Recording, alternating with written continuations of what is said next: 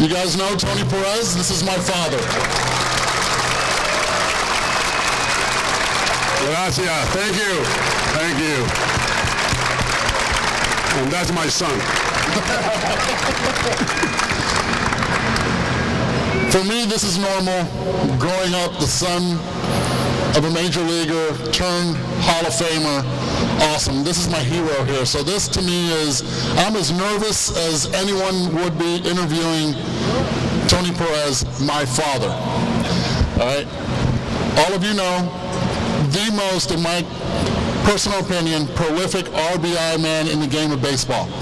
One of the biggest reasons why he's in the Hall of Fame, and my question to him when I was a player at Florida State before signing is, how do you drive in runs? So, Bobby, how do you drive in runs? Well, I think when I was a player, when they signed me and they pay me some money to play baseball, when I used to play for nothing, my thing was driving runs and help my team to win ball games. And I love the situation. Every time I see the man on base over there, the first, second, third, my eyes popped. I mean, I opened my eyes like that because I know the pitcher was in trouble because I don't want to give him no room, to walk me or anything like that. I'm going to be swinging the bat, and if I get a good pitch to hit, I'm going to get those guys across the plate. That's what I did. I love it. I mean, that's the way I played when I was a kid, coming up to the big leagues. Always I played to win. That's what I do in runs.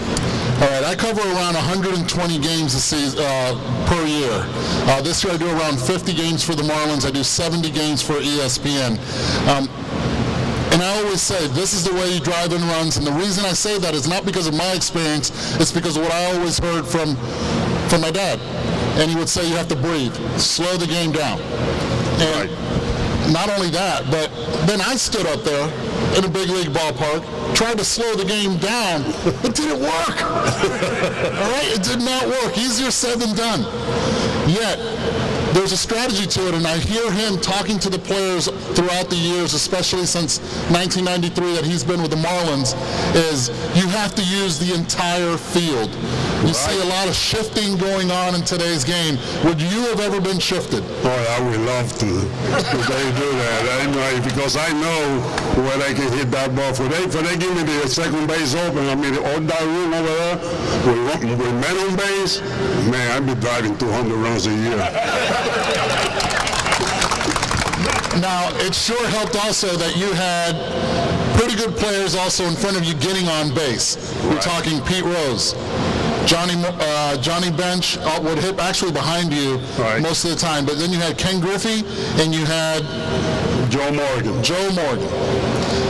Talk to me a little bit about how the transition and seeing those guys get on base and what they did for your game.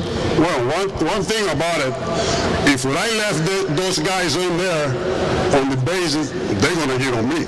I mean, they're going to let me have it. And I knew I had to drop them in because I'm going to have peace in the clubhouse. And that's the way.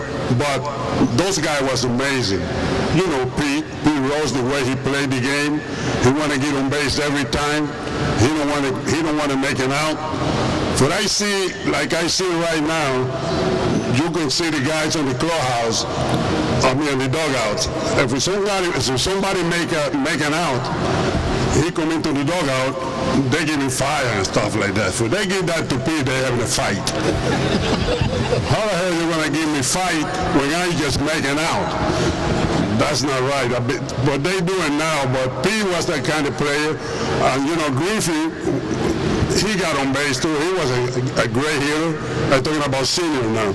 And Joe Morgan, he got so good, and he was MVP for 2 years in a row, 75 and 76. And those guys get on base all the time. And I was happy because that made me happy and made me feel better because it's something I like to do, is driving in runs. And those guys was amazing.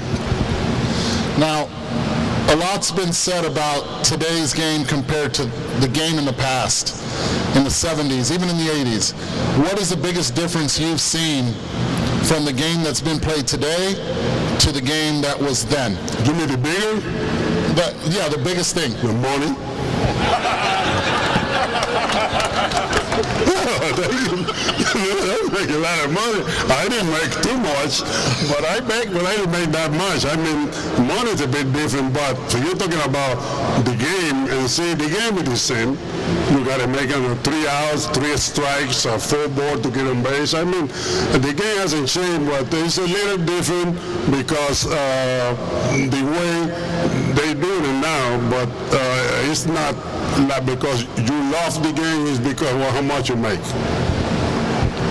Point well taken.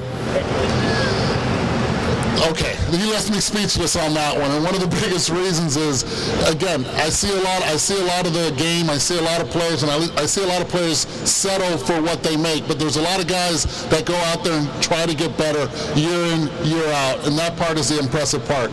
Now, you talk about driving in runs, you've talked about the money part, but what about also the pitching? Is the pitching a lot more difficult now from what you see, or were they tougher then?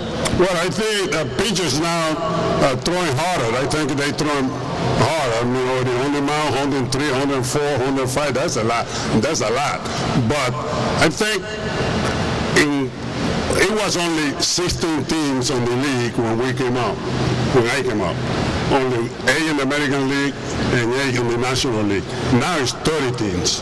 I mean, you have to wait in the minor league longer because sometimes there was no room for you, even for you having a great year down there. But now sometimes you bring guys to the game, to the big league, so they're not ready yet because you need them over here because that's too many teams. But that's good for baseball too. Have a lot of teams and people can enjoy the game everywhere. Toughest pitcher I ever faced was John Smoltz, as far as I'm concerned. But let's ask the Hall of Famer. Who was the toughest pitcher you ever faced? That's easy. Buck Gibson. St. Louis. Why? Yes, they want to know why. I knew you never faced him. I can see that.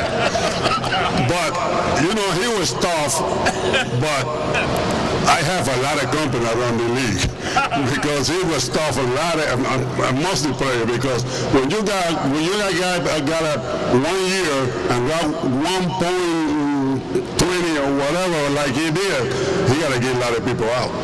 And I was one of them. You helped.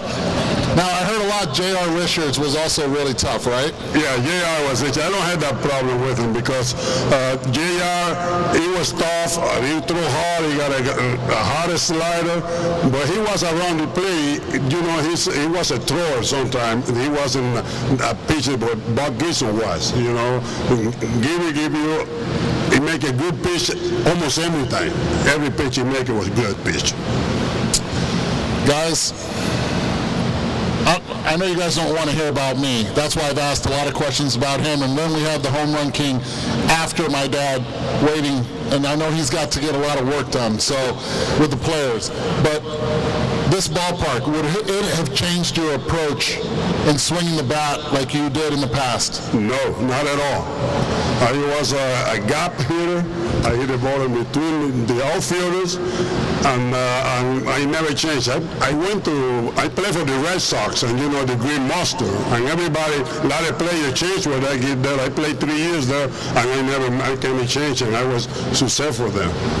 I mean, that's the way. I never changed my approach though. What do you think of, you said 104, 105 miles per hour. Let's talk a little bit about Chapman coming in for one at-bat. What are really the chances? And we know the numbers, but what would be the approach to go after him? Well, making throw a strike and get the ball down, because for you swing at that high pitch and he throw, there's no way you're going to do it. I used to do that to Nolan Ryan. He was the hardest throw back then, and for you swing that high pitch, forget it. Let's tell you guys a quick story real quick. My rookie year in 1993, I struck out versus Nolan Ryan. He threw me 3 curveballs in a row. I was waiting for the heater, thinking, here comes the express. The first phone call is from my father. Back then, no cell phones. Get a phone call, he goes, why did you strike out? And I said, well, I mean, a lot of people goes, you just embarrassed the family. 17 father-son combinations. We're the 17th in striking out against them. You were my only hope. That's what So, with that being said, I imagine he was number 16. I'll let Barry Bonds take over with the next one. All right, I have Barry here.